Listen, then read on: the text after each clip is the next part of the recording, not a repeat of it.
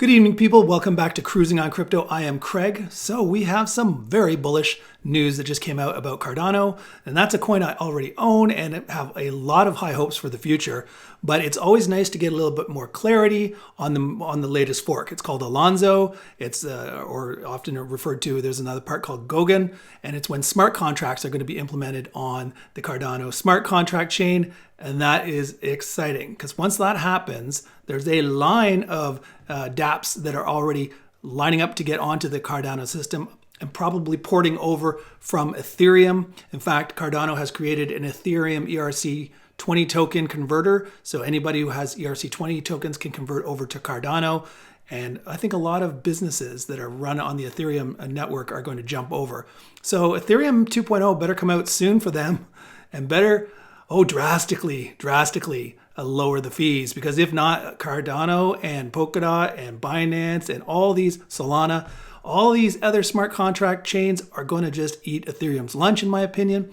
And if they don't improve significantly on their congestion and fee problem, you're going to see them slowly dropping down the market cap list. So there you go. That's what the topic of today is. But before we get started, I just wanted to say thank you very much, because we broke the 1,000 subscriber limit.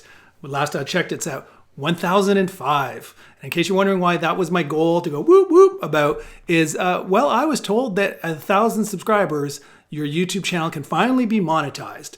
My original YouTube channel didn't have that rule. You just submitted your channel and they reviewed after you've done a few episodes. I think I had about 200 subscribers. YouTube just reviewed it, and if they thought the content was family friendly and advertiser friendly, then they would approve it. And yeah, once you are monetizable, then YouTube has a motivation to promote your channel, because they can throw little banner ads and intro ads and whatnot on your thing. When you're not monetized, there's no ads, and therefore YouTube is not really super motivated to promote your channel versus other channels that are talking about similar topics. So I was looking forward to that. Got some bad news. Once I broke the 1,000, I went and pressed the button to monetize the channel, and it says, you don't have 4,000 hours of views. And I'm like, what? Now there's another criteria I got to do. So I'm about 2,400 hours of views, I think, right now. So got a little ways to go on the old hours of view thing. But I do appreciate everybody getting me over 1,000. Let's just actually, while I'm thinking about it, there's the live feed. So I've gone up 2 since I type that little thing about 1,005. So yeah, it keeps jumping, which is nice. Anyways, just a thank you to all of you. And let's get back to Cardano and the bullish news on Alonzo. Okay, and just as a backdrop, you saw I have green lights in the background, which means I'm still very bullish on the market. Nothing has changed, even though you look at this update of all the kind of altcoins I follow, and this is a 24-hour time frame. So as you can see, they've been drifting down, but do not be concerned. I mean, Bitcoin is still at almost 36,000. So this is a minor drop, and this is not unexpected. Every month when it ends, there is an options contract expiry. And every month for the last who knows how many months, there's always downward pressure on the last day of the month because, well, the whales are manipulating the market, which we all know. And for some reason, they always want the price to go down on option expiry date. So yesterday I was talking to some people online, and we all sort of said, yeah, there's a good chance tomorrow, meaning today, is going to have a downward pressure day. And sure enough, it has. But what usually happens as soon as the contract expires and we're on to the new monthly contract, then that 1 day or 2 day push down tends to revert back to the mean, and everything goes back up again. So do not be worried. This is not the start of a bear market in my mind, but I just thought I'd let you know that. Also, it's always good to check the old Bitcoin stock and flow chart. This is where we decide if the overall market is bullish or bearish. As you know, we had the unexpected 52% flash crash and whale FUD that brought Bitcoin much lower than we would have expected, but it's slowly making its way back. And I think after this options contract expiry, we'll get some upward momentum and get back into the proper channel here. And I'm still counting on a late September, October, November, sometime in there is when we hopefully will be up here into the top of the channel. And if Bitcoin is going up, all those altcoins that have a higher beta, such as Cardano, Polkadot, Binance, Solana, all of these other coins will tend to go up more. So beta, in case you aren't aware, it just means like a ratio of up to down. A higher beta coin or stock will move higher than the market when it's going up and will fall faster when it's going down. So yeah, so Bitcoin rockets up to the, what would this say be? Let's say almost $300,000 price target by the end of, let's say, October. Then Cardano might be much, much higher, and that's the topic of today. So let's get on to Cardano's news. Okay, if you haven't already subscribed or followed Input Output, it's the, I guess the company that sort of runs Cardano behind the scenes, that Charles Hoskinson is obviously the owner of. So they're the ones that are developing Cardano, and they're always posting new stuff on Twitter. So definitely, if you're interested in Cardano and you want to get the latest news right away, definitely this is one you've got to follow. So if you run this video that's attached to this tweet, you're going to see that we're starting right now in June with Alonzo Blue. And there you go. They're going to pause the video right there so you can read this. It's going to be less than 50 people on it. And this is their like really alpha stage of Alonzo, where they're going to have just the core SBO group, initial Plutus partners, and Pioneer Task Force. So they say less than 50 people, and they'll be testing how the network runs, a bunch of different things. Very intro, but that's starting now, well, as of June anyway.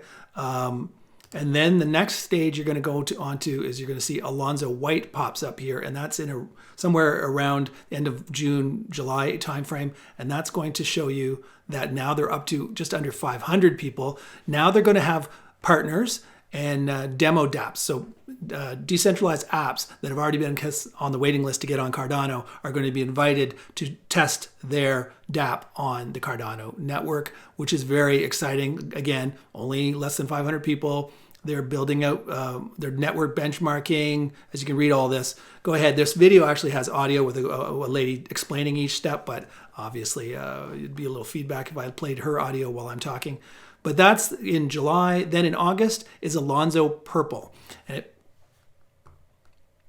And if you listen to the lady's audio on this, Alonzo Purple is really where it's available for the public. Now, it'll probably be considered a beta, but it's open to the public. So as you can see, it says users equals public testnet. So there's no limit to the number of people. It's, I guess, the public, it'll be forewarned. This is a beta, so use at your own risk, I'm sure. And it's talking about the stability and scale and load uses. So when you have unlimited people on there, you're going to be able to stress test the system. So that's exciting. And then they're going to have these little subgroups, which they say are very short, called Alonzo Red and Alonzo Black. I guess those are the final stages of the testing. They don't really explain, well, maybe in the audio they explain, they don't on screen explain what that is. But then in September, the Alonzo mainnet, this is after they've done all these layers of testing, the Alonzo mainnet will be open for business, full-fledged, no longer an alpha or a beta. And that is going to be super bullish. So that's when Cardano is really going to be on a fighting level playing field with Ethereum, which is their number one competitor.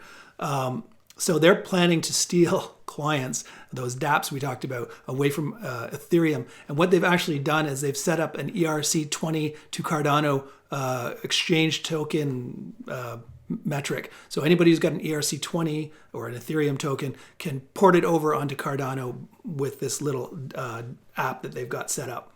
And the next tweet that's from Input Output is them talking about Marlow. It's our side of products created to democratize finance and empower people across the globe to build and execute financial smart contracts in their terms. So what this is, it's going to really simplify the ability for people to set these smart contracts up on their own. You're not going to need like a software engineer to like set this up for you. It's going to be all done very easily on the Cardano network.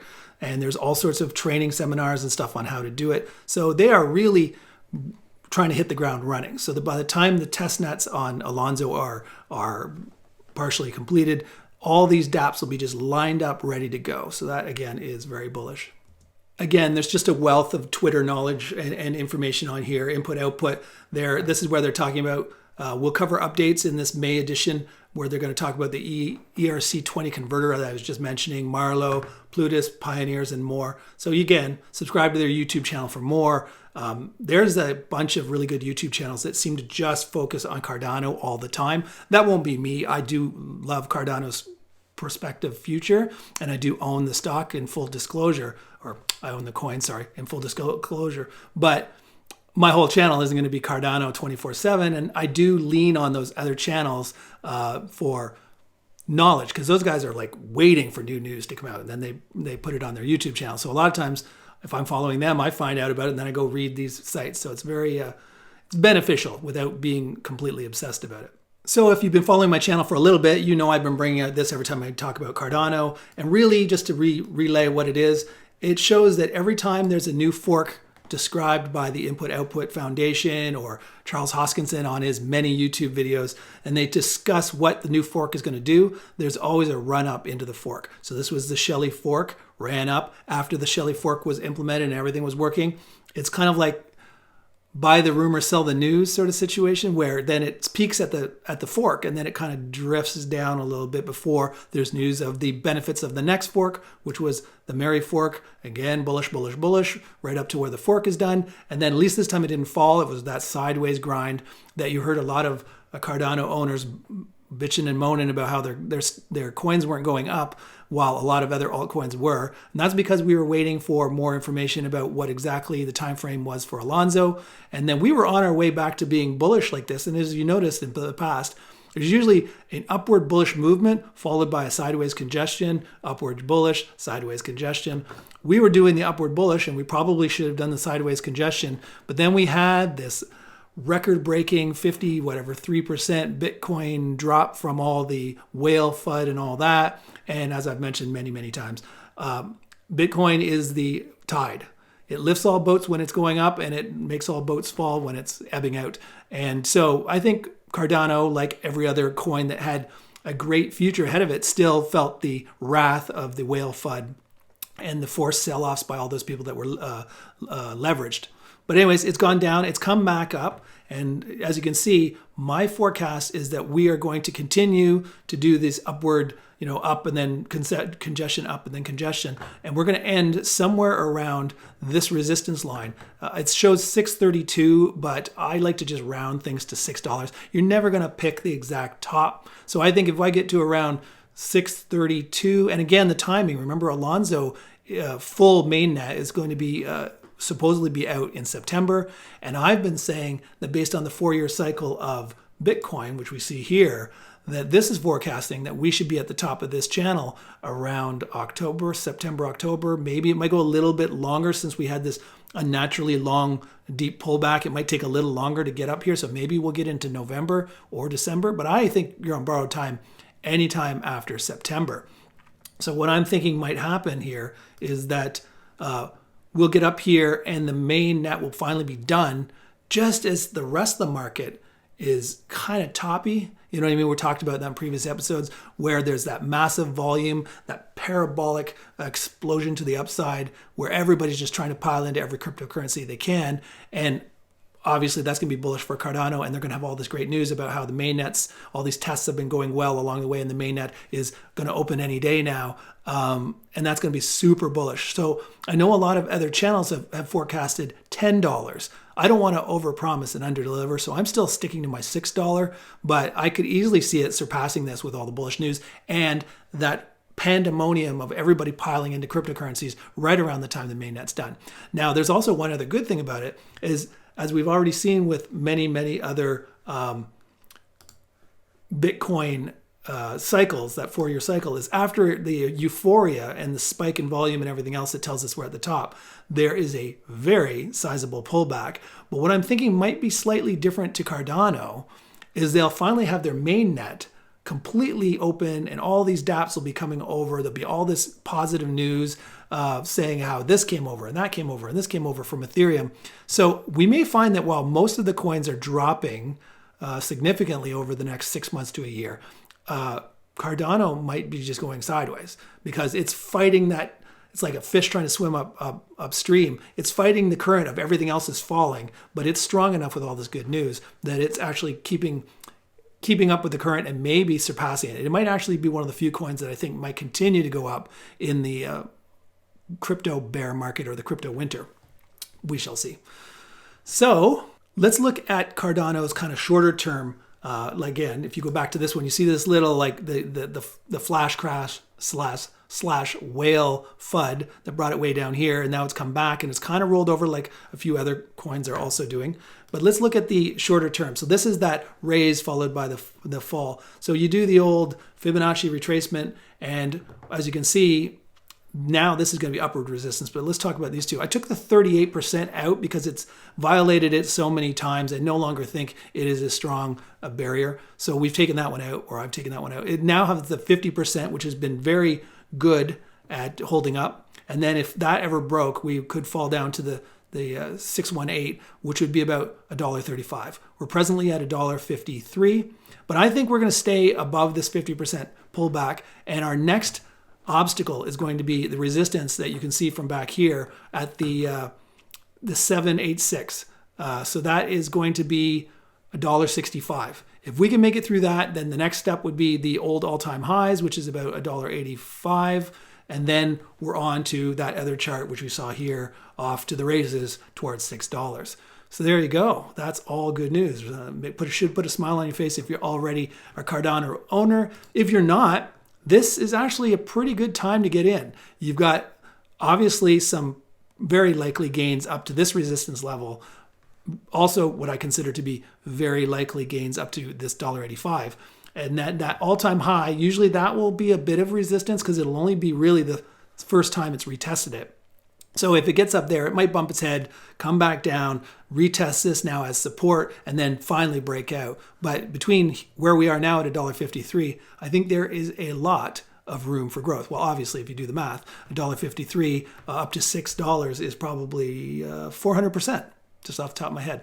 So 400%, if you're not happy with 400%, you got to get your head checked. But anyways, again, I'm not your financial advisor. Do what you think is right and assess your own risks.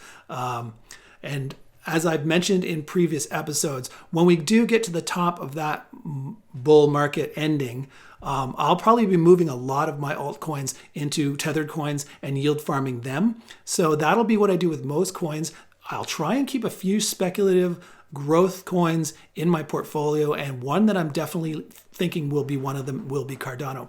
Now, one thing I want to do on my channel that nobody else is really doing is if you're going to hold any coin that I'm talking about that you're bullish in, there's just no reason to just hold it in a cold wallet or somewhere where it's not making you some sort of passive income. So I'm always going to pull out what I've done right before the videos. I'll pull up the different staking and yield farming options for any coin I bring up. So let's do that now.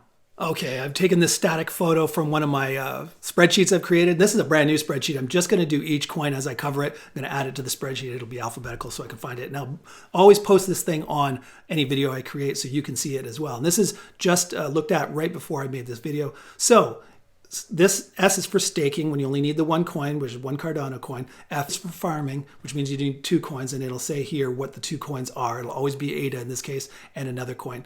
So if you're just staking, again, I'm a big Binance Smart Chain believer, especially with all the DeFi, the AMMs and all that are on there and the super low fees. I have no interest at all in using Uniswap or anything that uses the Ethereum network. So if you're one of those people who say, well, how come you aren't listing such and such? And how come you aren't listing such and such? If it's on the Ethereum network, it's not going to get listed until Ethereum 2.0 comes out and shows me that the gas fees for transferring coins around isn't going to make me poor, which it is now. I don't know why anybody uses Ethereum and Uniswap when you hear about $200 gas fees for transferring a coin from one to another. I mean, I wouldn't pay it. I just wouldn't do it.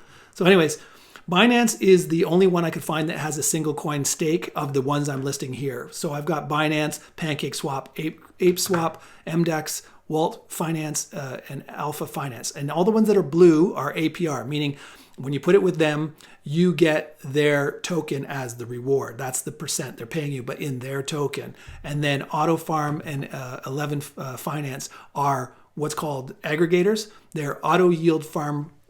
They take your gains and auto reinvest it for you, so you get more of the original coins instead of, let's say, PancakeSwap's Cake Coin or ApeSwap's Banana Coin. I hate the name of ApeSwap and their Banana Coin. It just sounds like a 14-year-old girl created that one.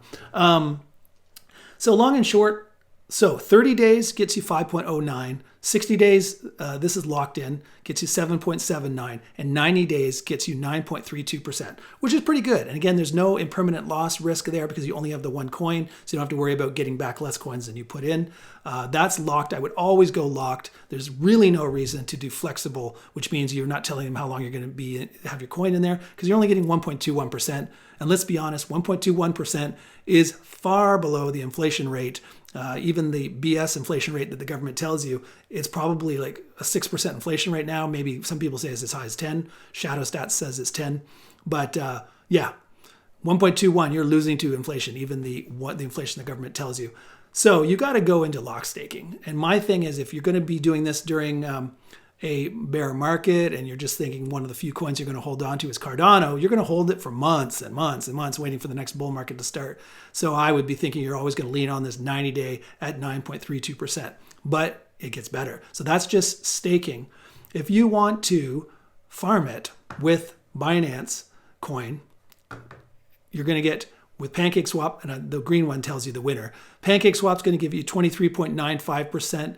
And if you jump over here to Auto Farm, this PCS means PancakeSwap. So all the Auto Farm's doing is taking this rate of return and auto reinvesting your gains. So you're getting 30.81%. So if you were planning to just leave it there, then you're going to Auto Farm's a great option, and you're going to make 30.81. But I found out that ApeSwap, and it's an APR, so you're getting the banana coin as the reward, which you can just sell off or reinvest or do whatever you want with it.